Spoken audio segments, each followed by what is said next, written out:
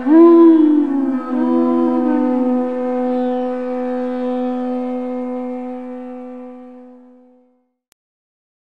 Namo Bhagavate Vasudevaya.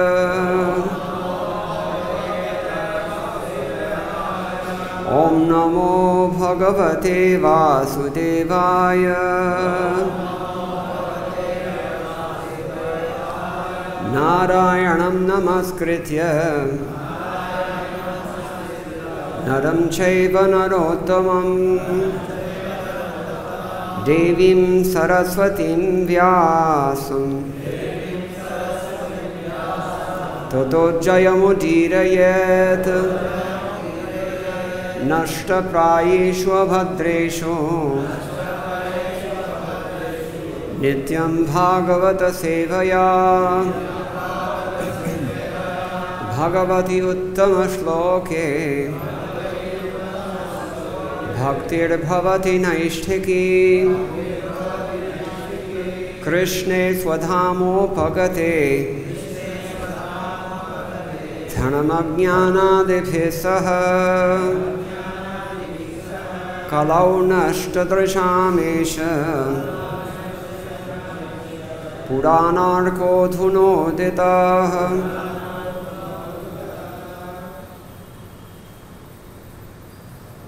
This is Srimad Bhagavatam, Grantaraj, Canto 8, Chapter 2, entitled The Elephant Gajendra's Crisis.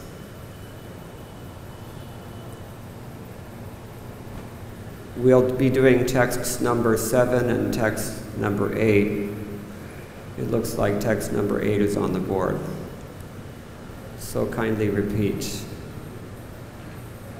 Nana Aranyapasho Vrata Sankula Droni Alankritaha Chitra Druma Surodhyana Kalakantha Vihangamaha Sarit Sarobhihi Acchodaihi Pulinair Manivalukaihi Devastri Majjanamoda Saurabhambhyo Anilairyutaham Sarit Sarobhiracchodai Pulinair Manivalukaihi Devastri Majjanamoda Saurabhambunilayryutaham Nana with varieties of Aranyapashu jungle animals Vrata with a multitude Sankula filled Droni with valleys, Alankritaham very beautifully decorated, Chitra with varieties of, Druma trees, Surodhyana in gardens maintained by the demigods, Kalakantha sweetly chirping, Vihangamaha, birds. Translation, there's no purport to text 7, so I'll just read the translation. The valleys beneath Trikuta mountain are beautifully decorated by many varieties of jungle animals, and in the trees, which are maintained in gardens by the demigods, varieties of birds chirp with sweet voices. Text number 8. Sadit with rivers, Sarobhi and lakes, Acchodaihi filled with crystal clear water, Pulinaihi beaches, Mani with small gems, Valukaihi resembling grains of sand, Devastri, of the damsels of the demigods, Majjana, by bathing in that water, Amoda, bodily fragrance, Saurabha, very fragrant, Ambo, with the water, Anilehi, and the air, Yutaha, enriched the atmosphere of Trikuta mountain. Translation. Trikuta mountain has many lakes and rivers, with beaches covered by small gems resembling grains of sand. The water is as clear as crystal, and when the demigod damsels bathe in it, their bodies lend fragrance to the water and the breeze, thus enriching the atmosphere. Please repeat. The valleys beneath Trikuta mountain are beautifully decorated by many varieties of jungle animals, and in the trees, which are maintained in gardens by the demigods, varieties of birds chirp with sweet voices. Trikuta mountain has many lakes and rivers, with beaches covered by small gems resembling grains of sand. The water is as clear as crystal, and when the demigod damsels bathe in it, their bodies lend fragrance to the water and the breeze, thus enriching the atmosphere. Purport by His Divine Grace, A.C. Bhaktivedanta Swami Srila Prabhupada. Srila Prabhupada ki. Even in the material world, there are many grades of living entities. The human beings on earth generally cover themselves with external fragrances to stop their bad bodily odors. But here we find that because of the bodily fragrance of the demigod damsels, the rivers, the lakes, the breeze, and the entire atmosphere of Trikuta mountain also become fragrant.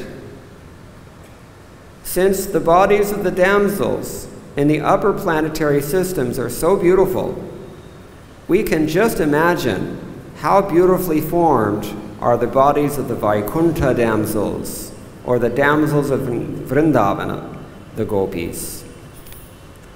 Om Jnana Timirantasya Gnananjana Shalakaya Chakshurunmilitam Yena Tasmai Shri Gurave Namaha Shri Chaitanya Manobhishtam Sthapitam Yena Bhutale Swayam Rupa Kada Mahyam Dadati Swapadantikam Vandeham Shri Guroho Shri Utapada Kamalam Shri Gurun Vaishnavamscha Shri Rupam Sagrajatam Sahagana Raghunathanvitam Tam Sajivam Sadvaitam Savadhutam Parijana Sahitam Krishna Chaitanya Devam Shri Radha Krishna Padan Sahagana Lalita Shri Vishakhanvitamscha He Krishna Karuna Sindho Dinabandho Jagatpate Gopesha Gopika Kanta Radha Kanta Namostute Tapta Kanchana Gaurangi Radhe Vrindavaneshwari Vrishabhanu Sute Devi Pranamami Hare Priye Vancha Kalpatarubhyascha Kripa Sindhubhya Evacha Patitanam Pavanebhyo Vaishnavebhyo Namo Namaha. Jaya Shri Krishna Chaitanya Prabhu Nityananda Shri Advaita Gadadhara Shri Vasadi Gaur Bhakta Vrinda. Hare Krishna, Krishna Krishna, Hare Hare, Hare Rama, Rama Rama, Hare Hare. Nana Aranya Pashuvrata Sankula Droni Alankritaha Chitra Druma Surodhyana Kalakantha Vihangamaha Sarit Sarobhira Chodaihi Pulinir Manivalukehi Deva Stri Majjanamoda Saurabhambu Anilayar Yutaha.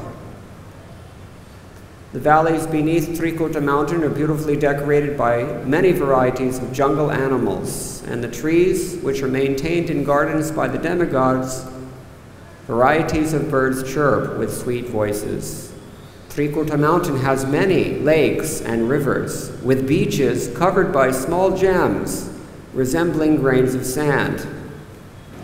The water is as clear as crystal, and when the demigod damsels bathe in it, their bodies lend fragrance to the water and the breeze, thus enriching the atmosphere. So we're setting the scene for the elephant Gajendra's crisis. Right now, we're going to hear that in this beautiful garden, which is called Ritumat, the demigods, even the demigods, they go to this place for their vacations in order to enjoy. Just like in this world, I don't know where they go in India for vacations. Maybe you know better. Goa, okay. In America, at least all the Indians who go to America, number one on the list, Niagara Falls. Every single one of them, as far as I'm able to tell. They go to Niagara Falls. I've never been there myself because I'm a native. Anyway, here we see that even the demigods are enjoying in this wonderful place, and Gajendra, although he was an elephant, we were hearing in this verse, Aranya Pashu Vrata Sankula Droni Alankritaha. The valleys around this mountain, or in this mountain also, they're decorated with multitudes of jungle animals, various kinds of jungle animals, which fill those valleys. So certainly an elephant qualifies as a jungle animal. People generally don't keep elephants at home.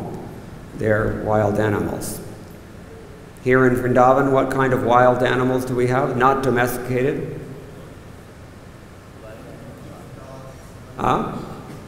Nilgai. Nilgai. You only see them, they're not urban animals. They don't like the city. They won't come. So, like this.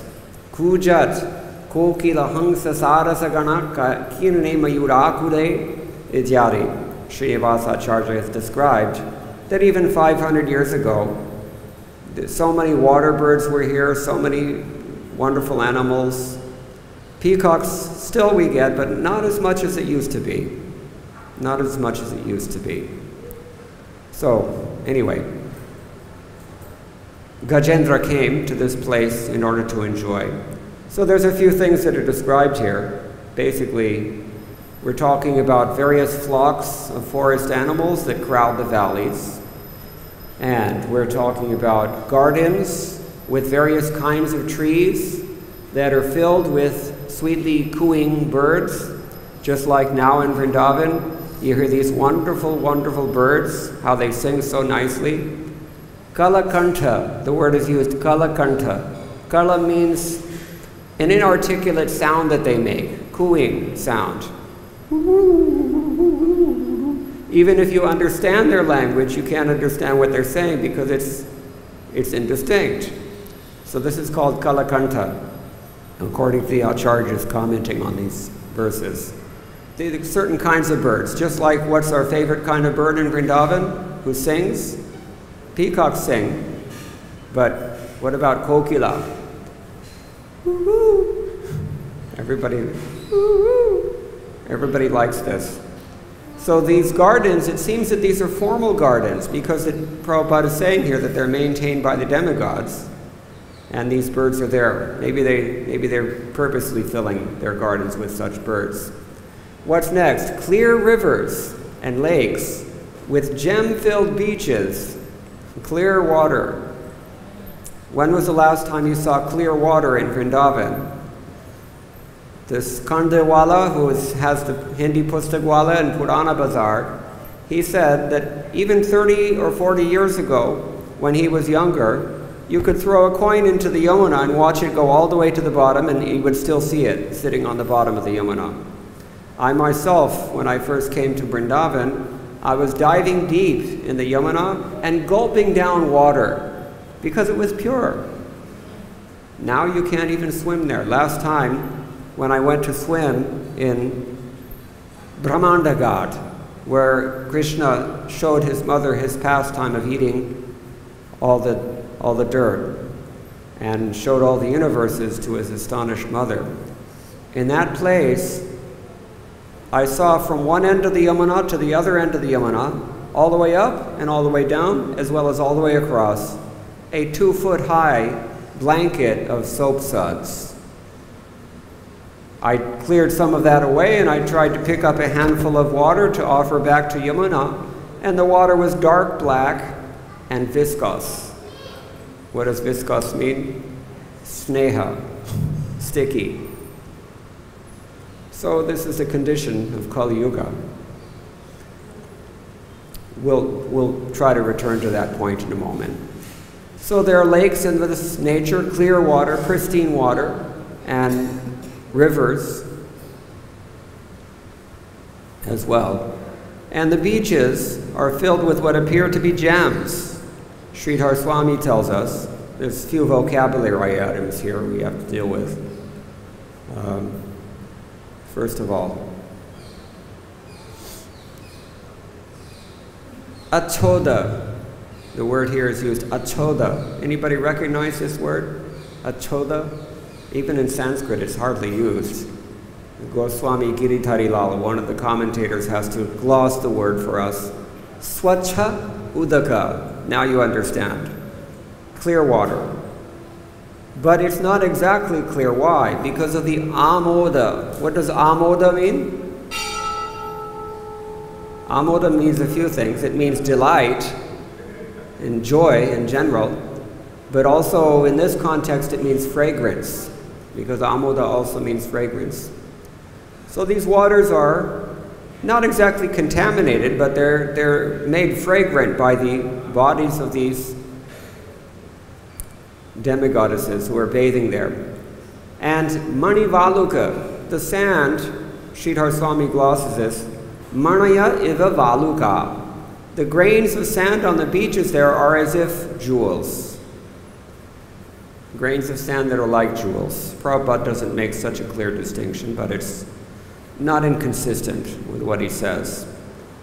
So these demigod damsels are bathing there, and their bodies themselves lend fragrance to the water and the breeze. Actually, Rupa Goswami describes this in his Yamunashtakam as well.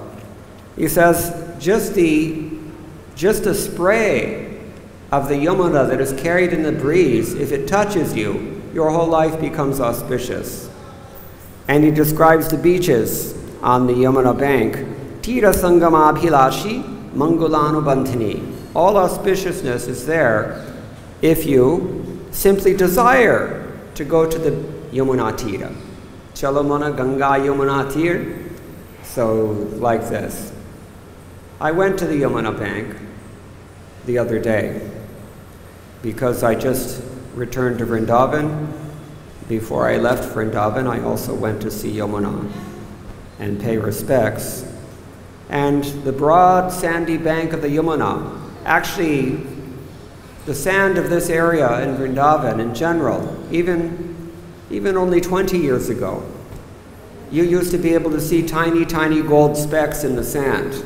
Sometimes even now, if you find a place that's left untouched by urbanization, you will see this. So this is what we're talking about. Broad expanse of the Yamuna's beaches are covered with Chintamani gems, not just jewels. Here it's described that the milk ocean, when it laps against the shore of the Trikuta mountain, what does it do? It turns the sand into emeralds. So here, it's also described like that. But yesterday when I saw the Yamuna, I saw that some enterprising person had set up a parking lot on the broad sandy banks of the Yamuna instead. So it's a little different, but Mani Valuka, why does Sridhar Swami say Manaya Iva Valuka? Sand as if like jewels. Why is that? Anybody have any ideas about this? No.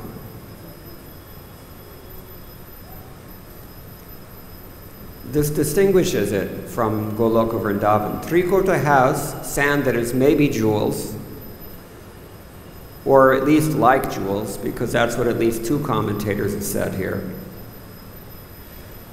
But the dust of Vrindavan is made out of what? Chintamani, spiritual jewels, real jewels, not just like jewels, actually jewels. Gold dust. Gold dust is on the bank of the Yamuna, and the elixir of immortality runs in the current of the Yamuna. So this place is so much glorified for that reason. Chintamani Tham. And Srila Prabhupada, it would seem, he amplifies that distinction in his purport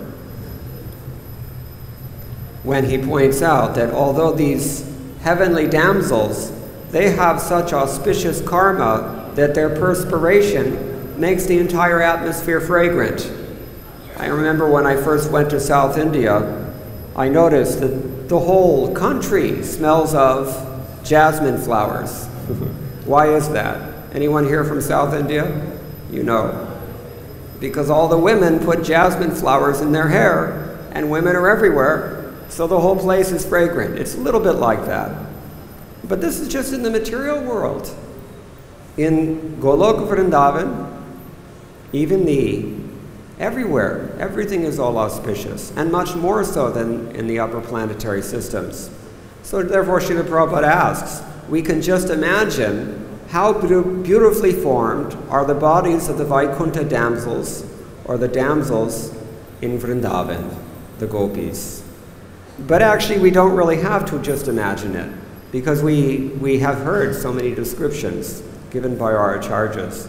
I'm going to read from Vishila Vishwanath Chakravarti Thakur's Vrajariti Chintamani.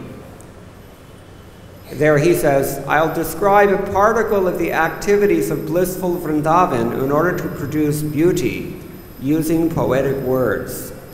But it will be incomplete, like an inexperienced person trying to play the veena. He says further, in Vrindavan the word cow means kamadhenu. The conception of a cow that doesn't fulfill desires is not there. And the ordinary trees of Vrindavan are called kalpavrikshas down here. Ordinary trees that in our experience, they don't fulfill desires, but all these trees in Vrindavan, they fulfill all of your desires, devotional desires. Vrindavana ko vriksha ke manamana jane koi dala dala or pata pata mein radhe radhe hoy. Every single leaf, every single twig, Srimati Radharani's energy is there. Ananda chinmaya rasa pradibhavitabhistabhirya eva nijarupataya kalabhihi goloka eva navasatya khiladma bhuto govindam adi purusham tamaham bhajami. Lord Brahma prays. He worships that supreme Adi Purusha Govinda because in his abode, Lakshmi Sahasrashata Sambrahma Sevyamanam, hundreds and thousands of Lakshmi expansions, gopis, they're running around hurriedly trying to render all kinds of services to the Lord. And they have the facility to do that because they're all extensions of Srimati Radharani's Ladini Shakti, the pleasure potency. She is the pleasure potency. If Krishna enjoys, it's only because of her. So the stones, similarly, in Goloka, they're all called Chintamani. He continues, because of the great fortune of the women of Vraja, the Shrutis began to follow those women. Seeing the sweetness of the women of Vraja, Lakshmi became enchanted. What else can be said about Vraja? In Krishnadas Kaviraj Goswami's commentary on Krishna Karnamritam, first verse, he explains the word Jayashri. Jayashri. Anyone heard this name, Jayashri? It's a common name in some places. He says that this is a name for Srimati Radharani. Why is she called Jayashri? Because she conquers even Lakshmi. Her attraction conquers even that of Lakshmi. Srishti sthiti pralaya sarga mahavibhute vritti prakashani amavrita bandha mokshaha yasya apanga lavamatrata urjita sa shrir yatkataksha balavati ajitam natosmi. Srila Madhvacharya in his Dwadasha Stotram, he says, indirectly he's praising Lakshmi, but actually it's his point to emphasize the importance of the Lord's internal potency. Although nominally he's offering his obeisances unto the unconquered Supreme Lord, Ajita, Vishnu. Actually the whole verse is describing the functions of the Lord's internal potency, his personal consort, Lakshmi. What does Lakshmi do? She affects Srishti, creation, Sthiti, maintenance, Pralaya, annihilation, Sarga, secondary creation also, Mahavibhuti, all the great wonders that we find in this world. Several of them are listed in chapter 10 of Bhagavad-Gita. Vritti, your occupation. Prakasha, your illumination. Niyama, your discipline. Bandha, moksha, your bondage, your liberation. Yasya apanga lavamatrata urjita sa shrir. Only these things all extend only from the mere sidelong glance of this Lakshmi Devi. So, and this Lakshmi Devi herself, as Prabhupada is, as we've heard many times, she became enchanted by Govinda, Gopala Krishna. Therefore, and Krishna himself is enchanted by Srimati Radharani, therefore Srimati Radharani actually conquers Lakshmi. She's called Jayashri because she conquers him in that way. So then he continues, in this place there are so many wonderful living entities who are all engaged in serving Krishna. And they all appear to be human, but they're all perfectly endowed with love for Krishna. In another one of his stotras, Srila Vishwanath Chakravarti Thakur therefore prays, Yatradhipatyam vrishabhanu putrya yeno deye prema sukham janana yasmin mamasha balavatyatosmin mamastu vrindavana eva vasaha. Mamastu Vrindavana eva vasaha. May I only live in Vrindavan. Why? Because in this place, all the living entities are imbued with transcendental love of Godhead. In this place, they're all ruled over by the Supreme Queen of Bhakti, who is Srimati Radharani. So, the cows in Goloka Vrindavan, their cow sheds are made out of crystal. The roof frames are made out of emeralds, and the huge cross beams at the angles are made out of gold. The four corners of the frame are made out of rubies. The roofs, covered with various jewels, have huge spires. White cows, like incarnations of Saraswati, play in the enclosure. Does it sound familiar? Anybody who lives in MVT knows what I'm talking about. Sometimes I see this cow, her name is Saraswati, and I think she must have have received one of these benedictions. You find in the Shastras, sometimes it says if you hear this narration, then you get all material enjoyment in this life plus liberation in the end. This is actually her position, because every day people are coming and feeding her with so many kinds of sense gratification. She actually only eats chapatis and gur, not much else. If you try to bring her some fresh grass or plant material, she'll reject it. She wants only a high-carb diet, spoiled. But she has all material enjoyment, and plus she's living in Vrindavan at the same time.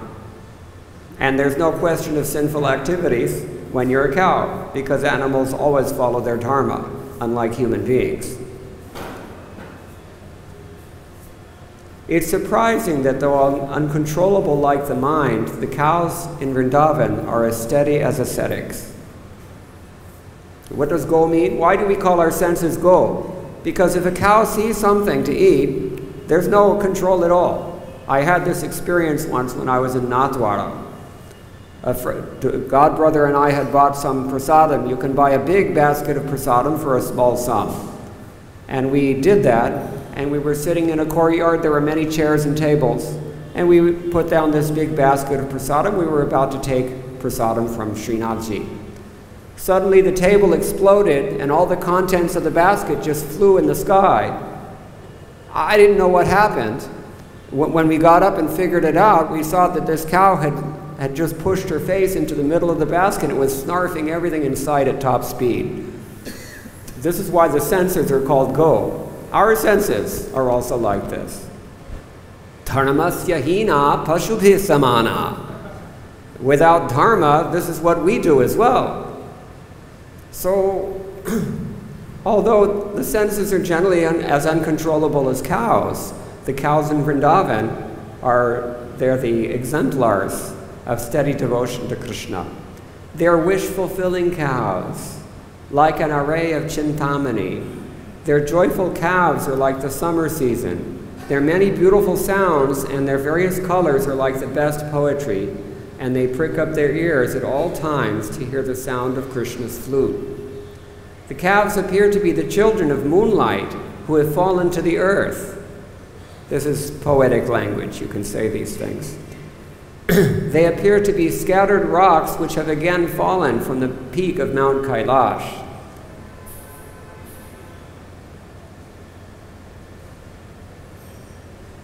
Kavi Karnapur, I believe, he said, you remember when Krishna became all the cows and cowherd boys for 1 year, the cowherd men were seeing that all the cows, they had exceedingly more affection than usual for their calves. And they would run down the hill at top speed in order to see their calves because they were so intensely attracted. Srila Kavi Karnapur describes that. He says it looks like big boulders of ice tumbling down Kailash Hill in their excitement to go and see their children, these cows of Vrindavan. So the multitude of calves in Vrindavan, they're like stockpiles of Shraddha offerings in pure goodness as they wander around the ground. Mooing loudly, they appear to be full of pride. With folds of skin hanging from their necks, appearing like blankets, they appear to be renunciates. With their glaring red eyes, they appear to be intoxicated. Actually, Rupa Goswami has also described this in his prayers to the Yamuna. He says that Ramya Tira Ramphamana Gokadamba Bhushita. The banks of the Yamuna are decorated not with cars, but with cows. And these cows are mooing, lowing cows. Ramphamana means lowing. The sound, you all know what sound cows make. They're decorated, the banks are decorated with such cows. And Divya Gandha Bhakadamba Pushparaji Rushita. The fragrance from the flowers of the flower trees, just like kadam trees, and now blooming we have in Vrindavan, champa trees are blooming, very fragrant everywhere. These things decorate the shores of the Yamuna and Vrindavan. Nanda Sunu Bhakta Sangha Sangamabhinandani. Yamuna becomes very delighted when she sees groups of devotees have come to worship her, or even to take her darshan. She becomes very happy to see this. And when you've pleased a personality like Yamuna Devi, then what else do you have to attain? It's the perfection of your existence. So in this way, Vrindavan shines in Vrajamandala. There are so many forests and different kinds of trees, vines, and bowers where birds play. Is it sounding familiar? There the Vana Devis wander on forest paths among crying peacocks, holding each other's hands while following after Radha and Krishna as they perform their pastimes. All directions are made fragrant by the kapkula berries, crushed by the mouths of wild rams, and by pine bark rubbed by the horns of wild buffalo. In the forest, the fresh leaves of the shalaka trees are broken by troops of wild elephants. Does it sound familiar? The directions become fragrant with the aromatic grasses eaten by wild cows. In some places, the ground is covered with clusters of grapes devoured by monkeys, and fallen mangoes shine radiantly. There the Pulinda women wander about with attractive ear ornaments carrying pepper clusters. Their faces are perfumed with betel and freshly crushed camphor mixed with plantain juice.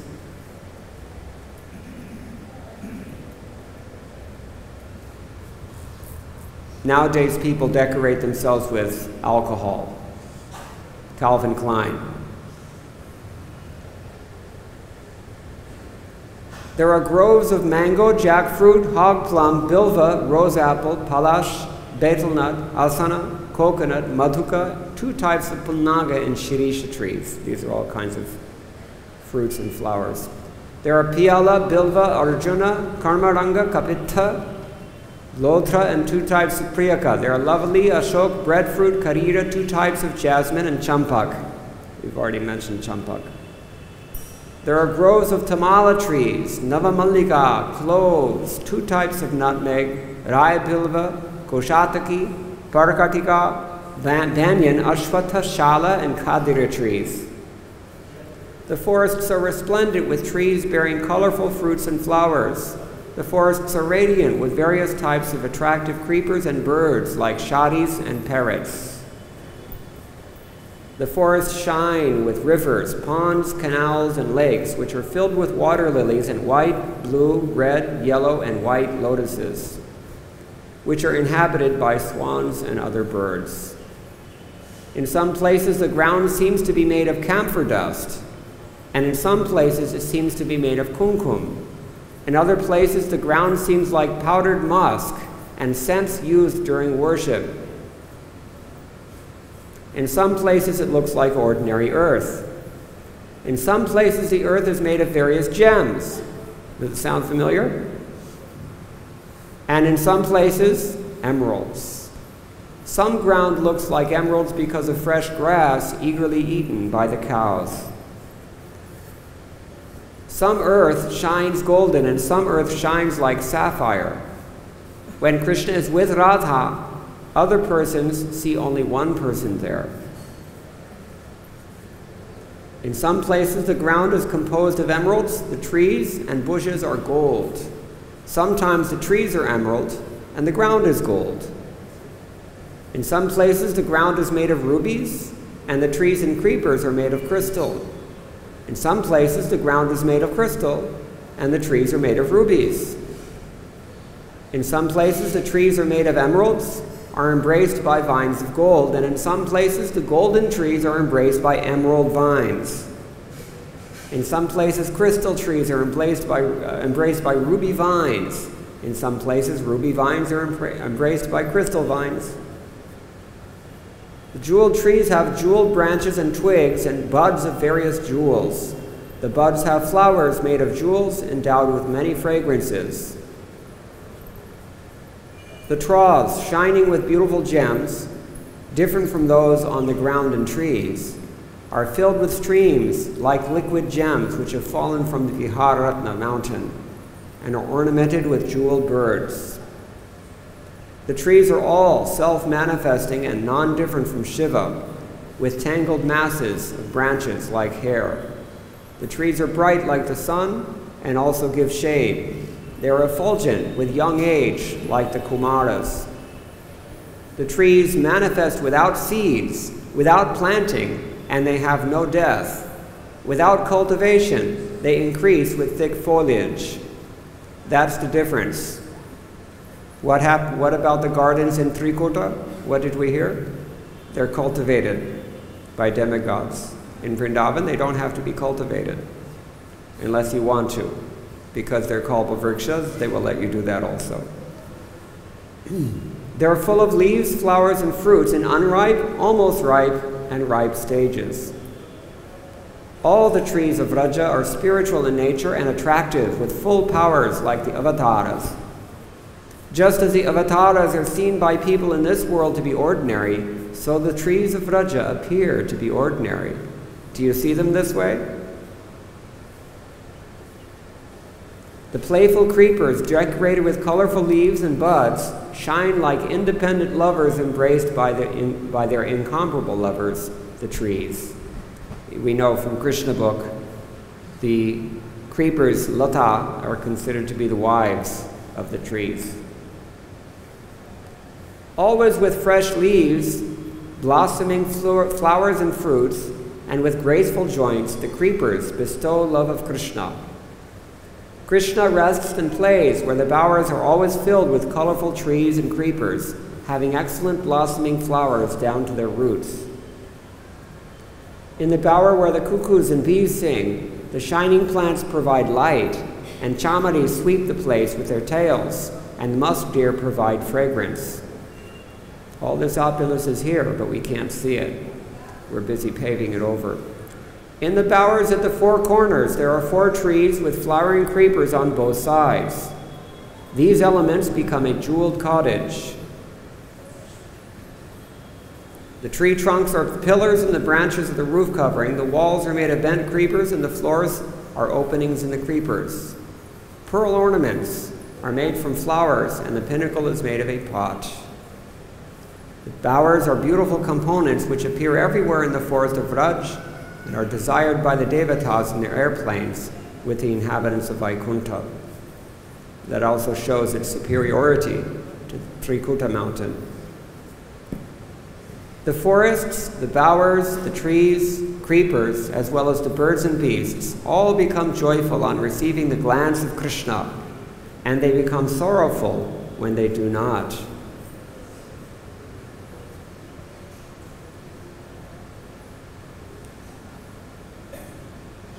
Yamuna comes to Vraja with a desire to see Krishna.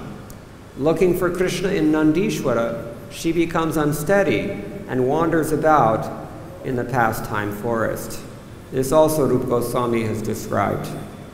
Mathunena mandalena charuna bhimandita premanadha vaishnavadha vardhanaya pandita urmi dorvilasa padmanabha paravandini mam punato sarvadara vindabandhuninini. Please purify me, O daughter of the sun. She glorifies Vrindavan. She ornaments Vrindavan, encircling Vrindavan. Mathurina mandalina charuna bhimandita, on all sides. Premanatha vaishnavadha vardhanaya pandita. She is expert in increasing the Vaishnavism of somebody who worships her. If you want to become more of a Vaishnava, get her mercy. Urmi Dorvilasa Padmanabha Padavandini. With the little ripples that are her hands, she is offering obeisances unto Padmanabha, Krishna. Urmi Dorvilasa Padmanabha Padavandini. To the feet of Padmanabha. Rupa Goswami prays. On the pretext of gathering water, the gopis often come to meet with Krishna, and Krishna comes to meet them. A banyan tree named Bhandira stands among the trees. Where? Vrindavan. No? It is a storehouse of Krishna's lustrous pastimes which skillfully decorate the whole universe. There are many bowers and chief forests and munja grass fields which are attractive and fulfill all desires. These forests have attractive gardens for the gopis. They are the gopis who perform infinite pastimes, coming with their individual desires, talk with Krishna, dance with him, and associate with him. At that time, their original desires transform into other desires. Among all the forests of Vrindavan and all the splendid forests filled with wealth, which would intimidate Vaikuntha, the forest named Vrindavana, the abode of all good qualities and wealth, is most excellent. Shri Dham Vrindavana ki jai. In Vrindavan, the Yamuna, like a moat arising from a mass of lampblack, purifies people who offer her respects when bathing in her and makes them attracted to Krishna. Yamuna river is like a garland of blossoming blue lotuses, like a deity of a goddess, like a necklace of sapphire, like a blue sash encircling Vrindavan. Coming from spiritual Goloka, piercing the 7 coverings of the universe, passing the 7 upper planets and the 7 oceans, Yamuna comes to serve Vrindavan as a water trough.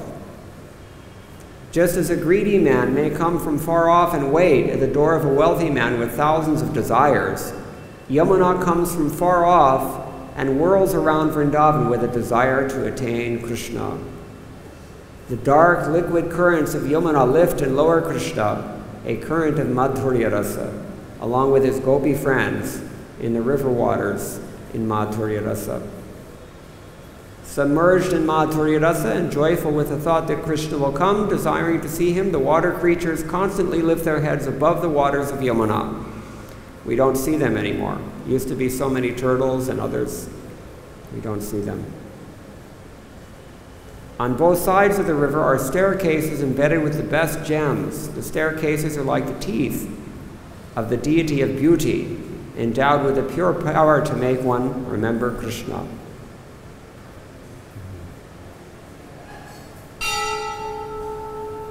The banks of the Yamuna are like camphor in the moonlight. They are called by names indicating the auspicious rasas of the rasa dance. We could go on for a long time. There's so much more. But you get the idea. There's a distinction here between the best places in the material world and Krishna's own abode of Vrindavan, in which we're sitting at this moment. So we're so fortunate to be here, and we can pray harder to take full advantage of the short opportunity of time, short window of opportunity that we have to try to enter into this great realm of Sri Dham Vrindavan by the grace, divine grace of Srila Prabhupada. I'll stop here if anybody has any questions or any comments. Otherwise, thank you very much. All glories to Srila Prabhupada.